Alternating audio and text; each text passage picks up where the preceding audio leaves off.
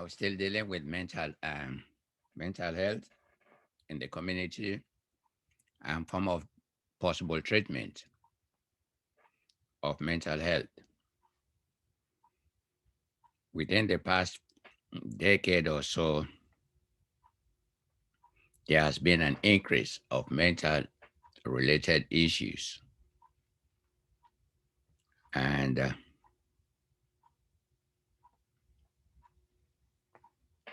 the pharmacies have really done a great job in trying to come up with new forms of medication.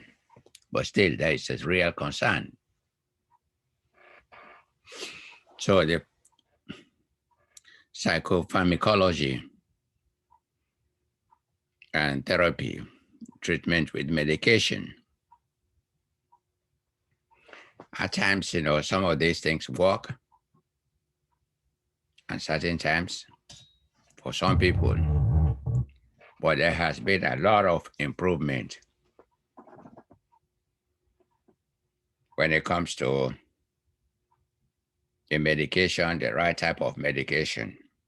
The other issue is some people become addicted to these medications or abuse the medicines. And that can also lead to some other problems.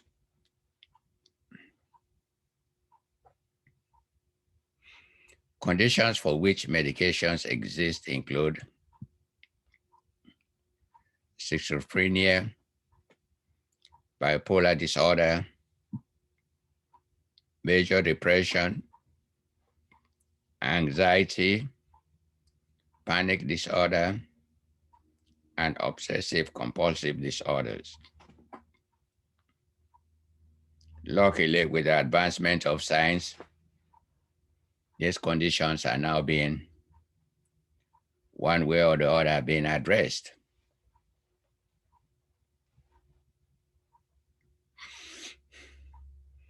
And other biomedical therapy.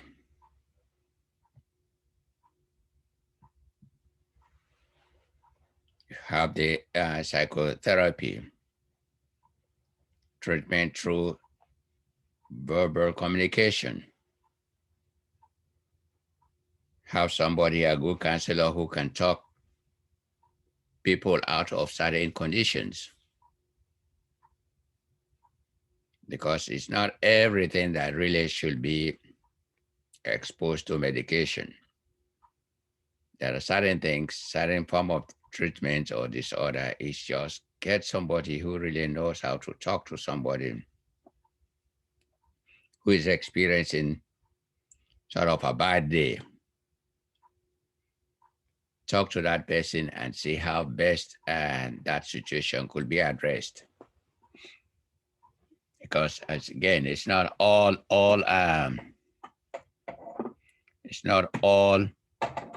conditions of mental disorder or mental challenges that could be that should be always exposed to medical treatment.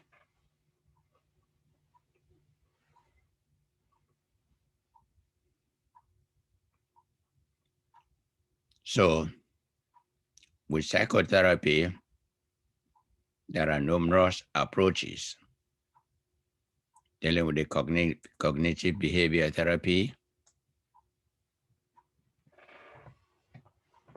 and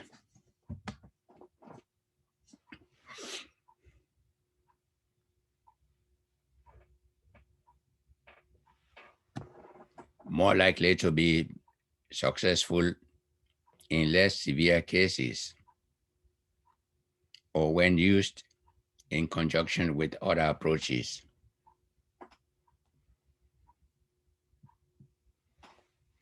Then you have technology, the use of technology also to help deal with some of these issues.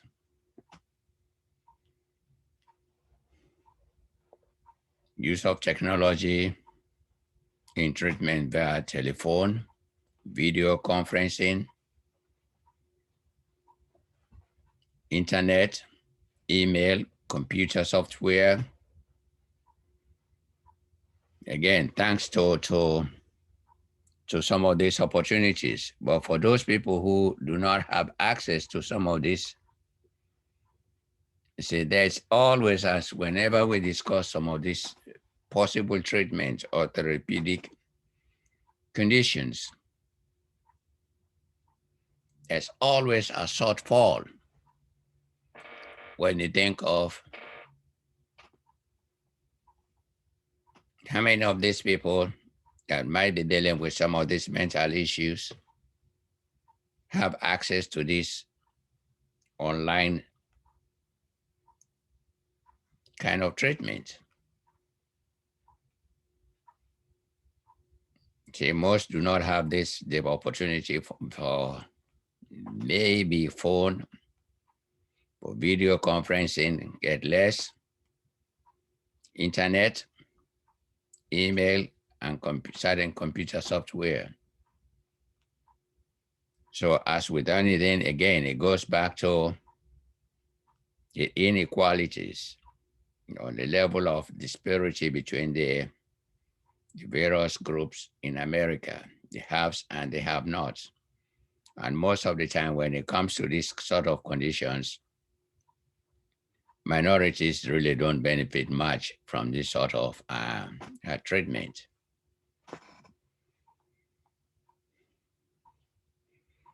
Then you have benefits.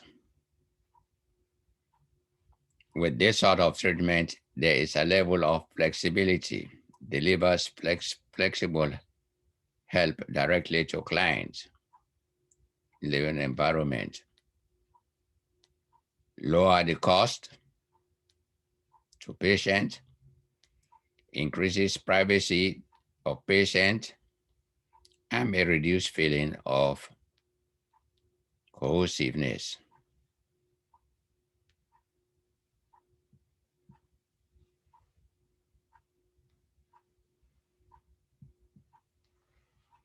Self-help groups. As with anything, there's always value to self-help groups. When you bring people who have been through it, helping each other, there's always the psychology of number. One thing about the psychology of number, if you are the only person that is doing it, there's that shame. But when you find out that, well, there are more people than you think that are involved in the issue, most of the time that reduces your inhibition. You are likely to take part in that group that can help you with when in dealing with the issue that you are faced with. So there's always value in group therapy, in group treatment. Self-help groups concern members of the community who are united by shared interest, concerns, or deficient, not shared by other members of the community. National Alliance on Medical or on Mental Illness. These are all groups that are there to help people deal with mental issues.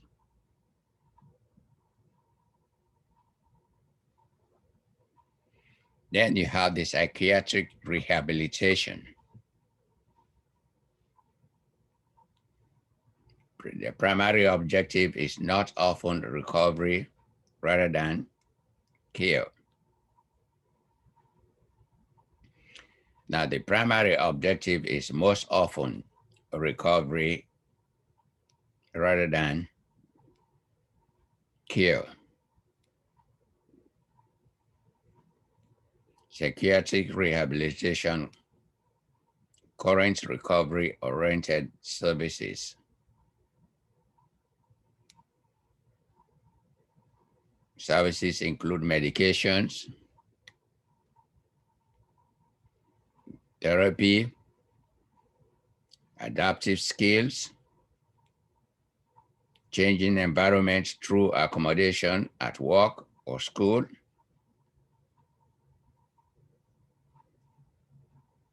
practices must be evidence-based. See, these are all when you're trying to rehab it, as I always say, most sometimes it's the environment that can be the trigger. Maybe you remove the person from that environment, change that environment,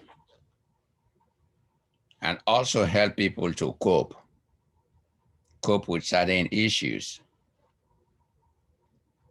Because most of the time, some of these mental issues are based on people's poor ability to cope to challenges, to new challenges. Even right now, what is going to happen is some people are finding it very, very difficult to cope with COVID, the challenges that COVID has introduced into our communities. And some people might be having some anxiety, some people might be depressed. And so in some situations, some people now have to work at home again, which they are not used to, or school kids. They were used to seeing their friends at school, play with their friends. Because of COVID, the lockdowns of schools, some kids are having some mental issues. So these are all conditions. The environment, there has to be the changing of the environment so that schools can be reopened. Kids will have access to their friends and their teachers and get to the new normal. Because anything of this magnitude, coming back to the old is great if we can. But the reality is you get into something that is not as it was when we started the lockdown last year, but better than the lockdown. So slowly, different parts of the country is beginning to release, increase the number of people that can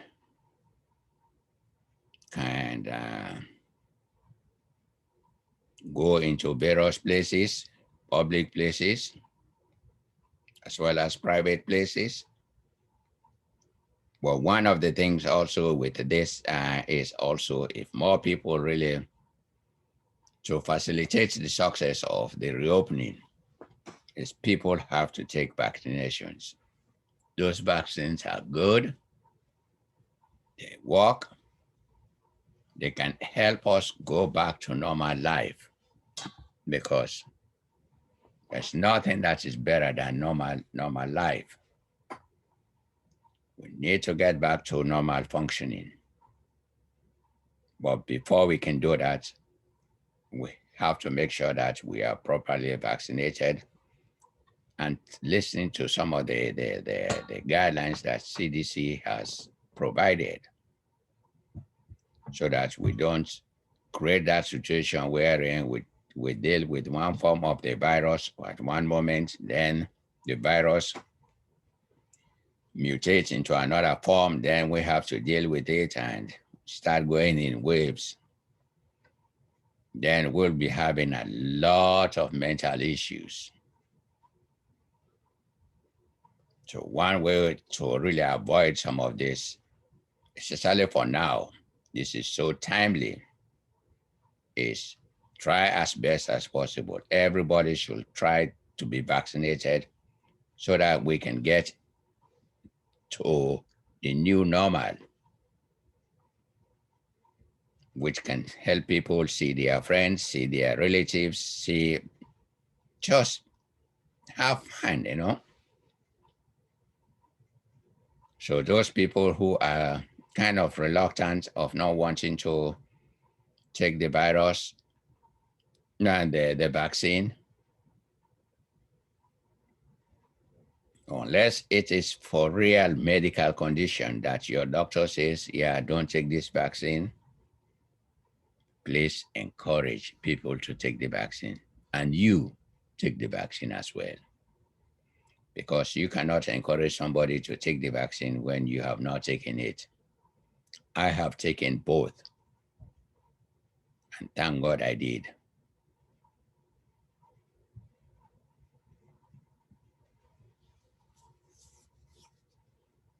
Challenging challenges facing mental health care in the United States. Most of the time, there's multiple services needed.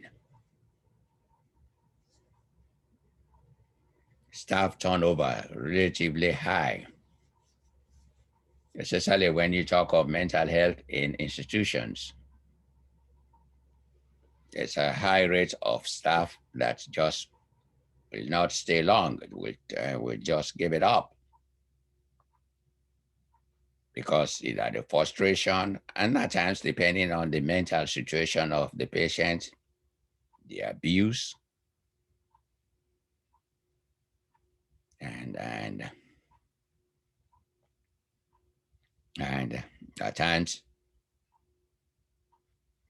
maybe the salary or the hours, or at times how trained are the individuals working with these people with mental issues. Because most of the time is also is how prepared people are thrown into certain services for which they are not properly trained for. And all it does is just create problem. Because when there are real challenges, people don't know what is the next step.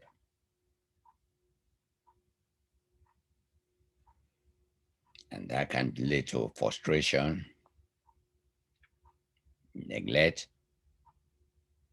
and burnout. So staff, there's always a high rate of staff turnover, relatively high. And this is true with a lot of medical situations. You know, you have some service medical professions that are just at times not well equipped. We don't know even after this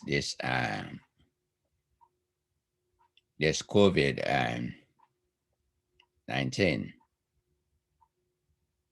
when it's all said and done, how many will stay in the medical profession? Because a lot of people have not only been tested mentally, physically, emotionally, they've been tested to the nth degree. They've seen their colleagues die, seen relatives die, see patients die.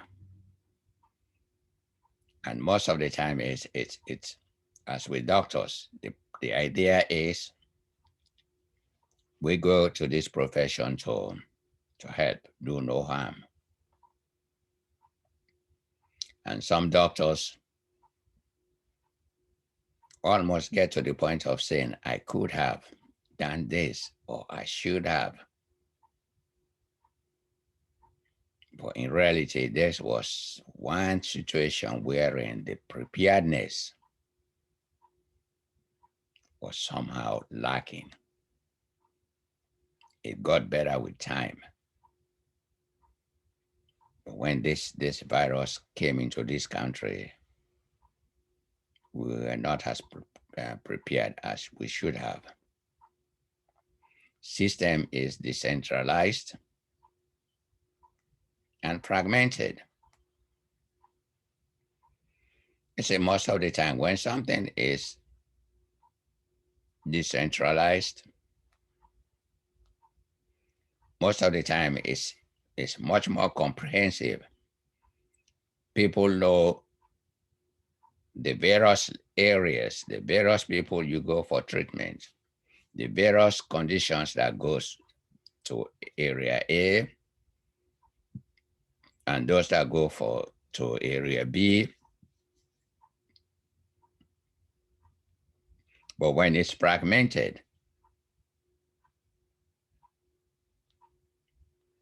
you go half for there, half for that, half people, especially those without means, after some time just give it up. Stop seeking medical service. And when they stop, the problem become more problematic. Their mental issue become more drastic. And in the long run, become more destructive to the community. Because the community cannot afford to lose any individual within the community. Everybody within the community is expected to provide their own services to their community, for themselves, for their family, and for the community. Especially those mental issues that can be can be cured. Now you also have lack of licensed providers in rural and low income counties. See, because most of the time when you're talking about medical, the licensure process is also detailed, and there are certain times also it's expensive. And when you don't have that many users, most of the time it goes okay. The ability, because most people, the idea of providing service is not only okay, I want to provide service, but I want to provide service and in return make profit. And at times, not only make profit, but make big profit. And when you don't have that many people being able to use your services, it becomes less people are ready to take the risk of providing services in rural areas and low income communities. And most of the time, those low income communities, again, going back to the old story, are communities of minorities, mainly of minorities, because there are also some whites who are also in rural and low communities, but their percentage is much, much lower. And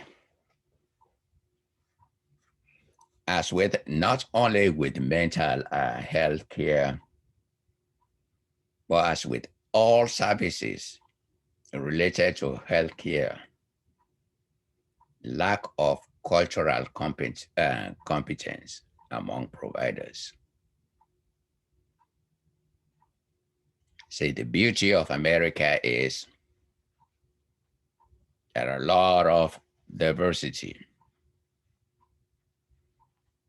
And with diversity comes some challenges within different communities.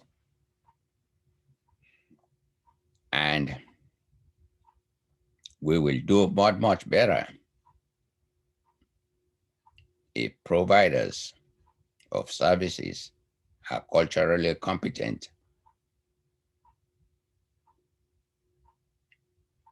in providing their services for the clients for which they provide their services for.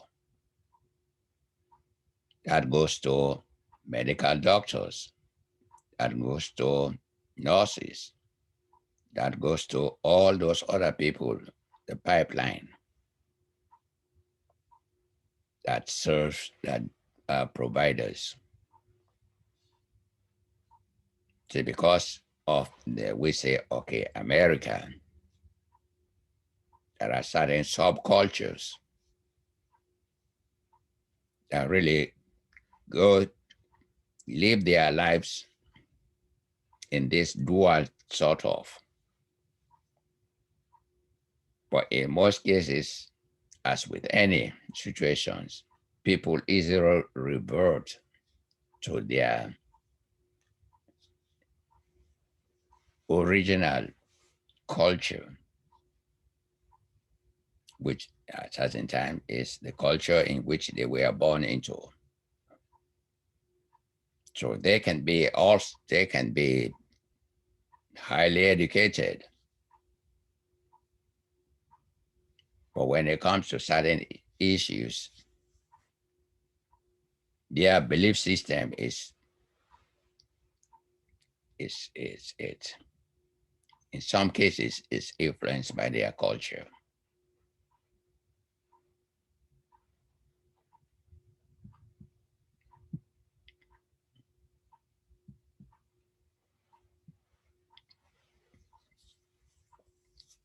Government policies and mental health care.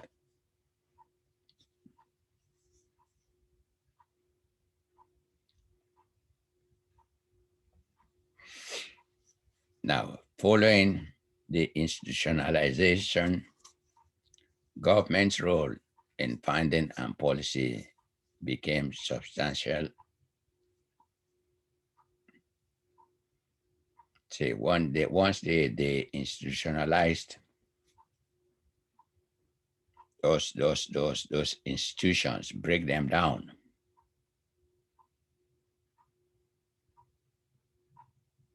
or try to avoid this idea of people putting people in institutions.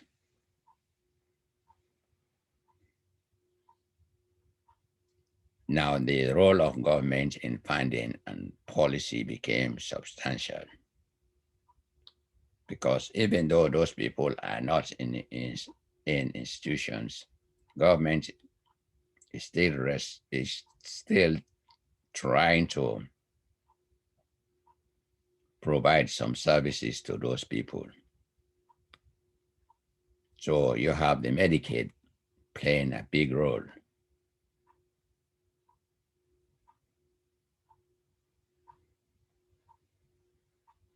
Mental Health and Parity and Addiction Act of 2008. Now, the purity, the concept of equality in healthcare coverage for people with mental illness and those with other mental issues or injuries.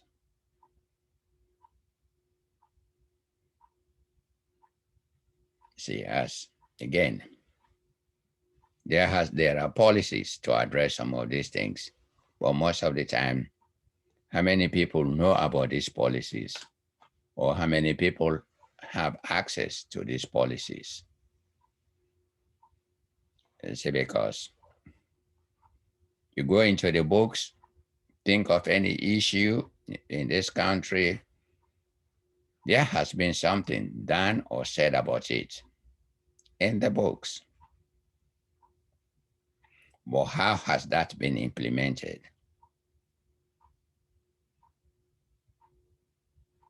Who are the people who are implementing it? How are those seeking services? What sort of access do they have to seeking those services? How culturally competent are those people providing those services? So most of the time, it's not so much the idea of not really having things or not having policies. There are a lot of policies that have been in the books, but when it comes to healthcare and a lot of other issues, is its implementation. how well has it been communicated to all the people needing those services? What is the level of competencies of those people who are doing the implementation?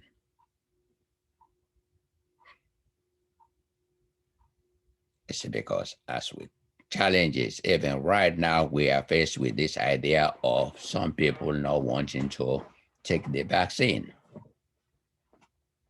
Why? Because of mixed messages. Some people say, oh, the vaccine is not good. Some people say this, it will cause you XYZ. And some of them are not doctors. Yes, once in a while you have some doctors who get caught up in this fallacy. See, but the biggest challenge is people have to be informed in a way that they can understand the message, they can understand the services that is provided, they can understand how to access that services, and who are the people that are really providing that service. Are they culturally competent? Can they relate to the client, the patient?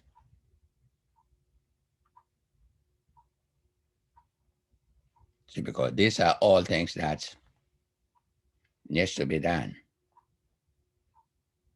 Because mental health is not only for the poor. Mental health affects everybody. Mental health affects families of presidents, senators, governors, the local leaders, doctors. It affects everybody, and it is much better when people can really come together, come up with better ways. One size fits all approach most of the time don't fit. Try to tailor these things to the respective patients. And part of trying to tailor some of these things, that's the way outcomes could be improved. Suffering could be reduced.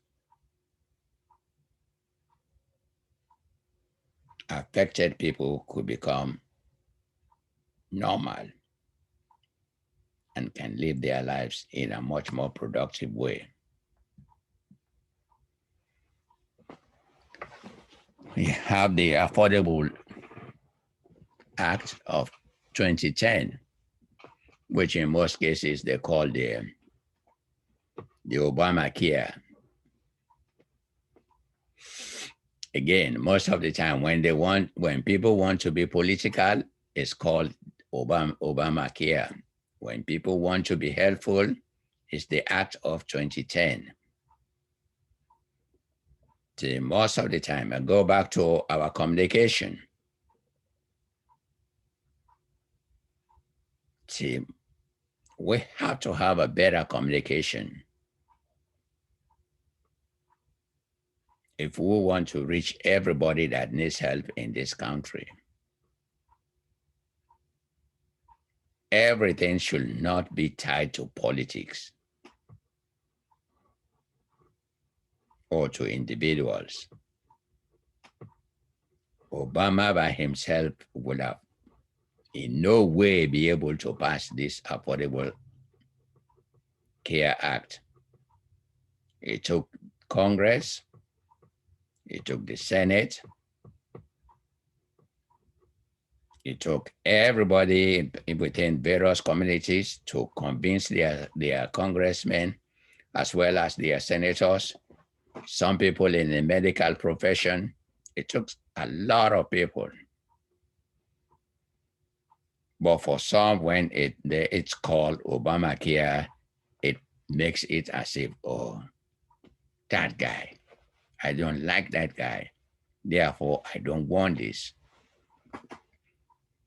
But when you change the name to Affordable Care Act,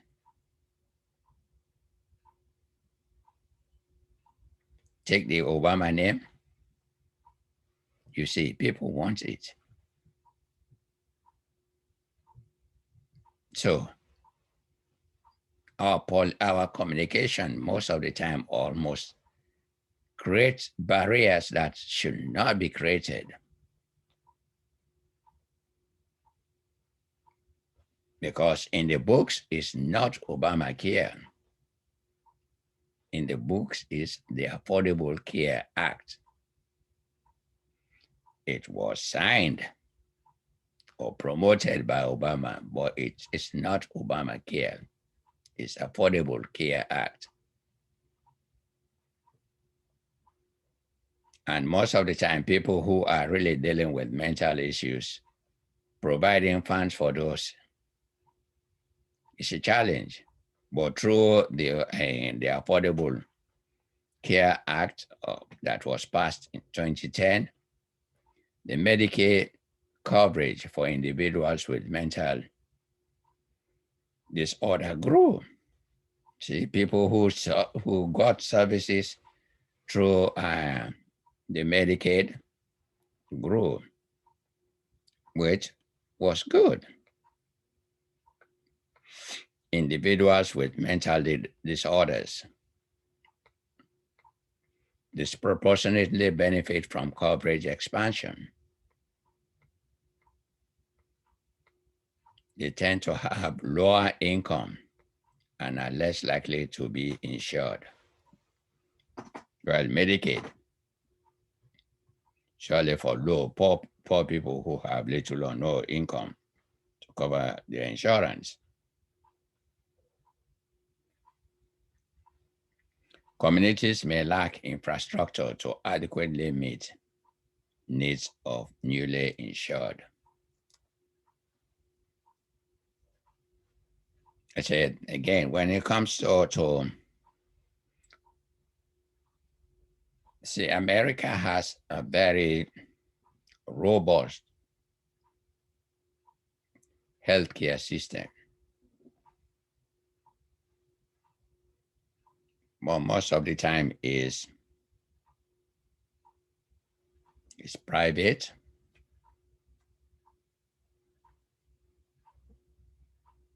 If you want to really get the best out of it, it's private,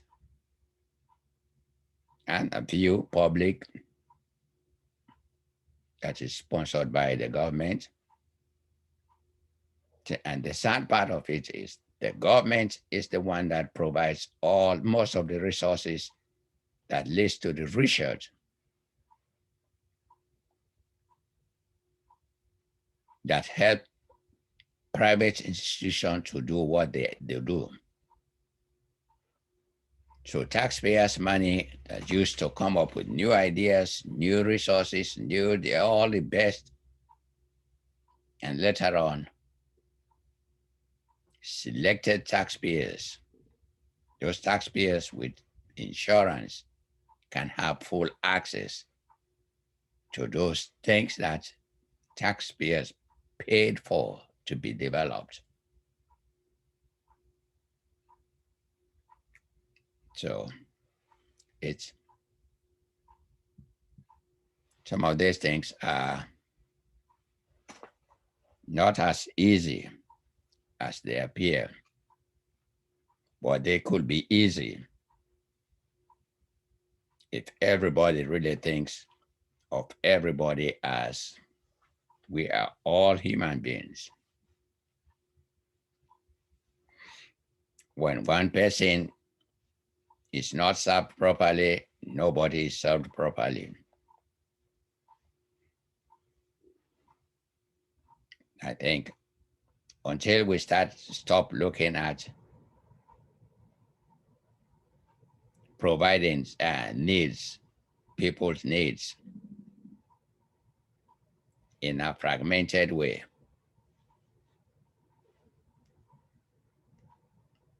I think we'll always have these disparities in all aspects of health. Some countries have health as common basic. Everybody have access to equal service.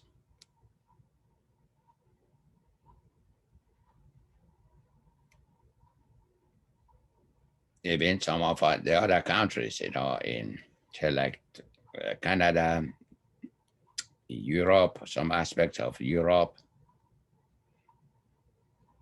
see our capitalistic approach towards service, providing service, in most cases, we end up always being on top of providing quality service because we have the best people in those labs. We have the best universities that taxpayers pay for them to conduct some of those health, those outcomes that will is going to improve health outcomes. And then you have some private institutions, which at times some of these new technologies are also done with the help of private institutions. But most of the time, a bulk of it involves the government. So I hope with time, there's going to be a time wherein the cost should not be a deterrent for somebody to get quality service.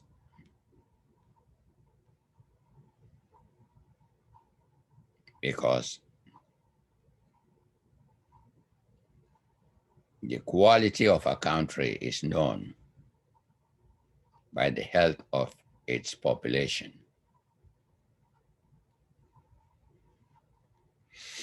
America spends so much money on health-related issues. But when compared to other countries, we are not properly, we are ranked below some countries that we are way ahead of in almost everything. But when it comes to the health of their population, people come to this country to be treated.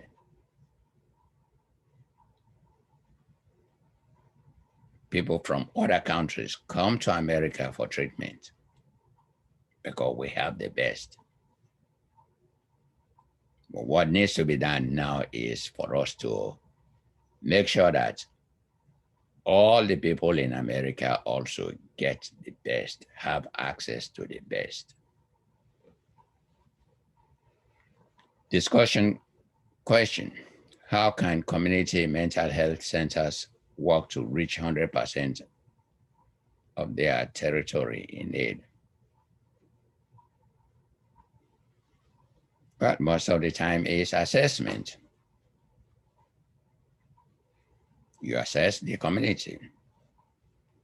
You engage the community. You bring in people. You look for resources. You bring in people that are competent in some of this, the cultures. And even right now, even with COVID, what is happening? People are now saying, okay, Now let's engage the pastors, the local doctors, the local teachers, the local superstars within you engage, you bring them in, you engage them. You take away the idea of the stigma.